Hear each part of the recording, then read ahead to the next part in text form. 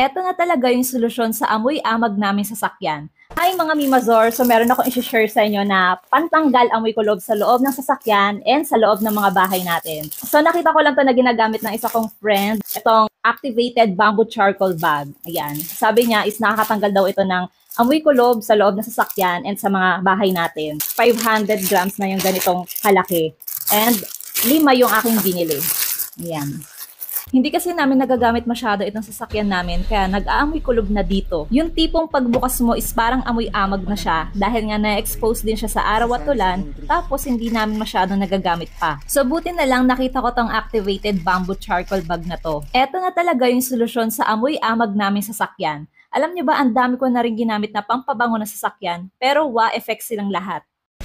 Yan o. Para siyang durug-durug ng mga charcoal. Yan. Ilalagay natin siya dito. Yan lang, nakapatong. Kaya kung gusto niyo rin mawala yung amoy amag or amoy mabaho sa loob ng sasakyan nyo, try niyo na rin tong activated bamboo charcoal bag na to. Napaka-affordable lang nito mga Mima. Itong 500 grams is nasa 33 pesos lang. So meron ding available nito na 100 grams and nasa 12 pesos lang siya. 5 yung binili ko kasi maglalagay din ako sa loob ng bahay namin dahil amoy kulob din dito sa loob.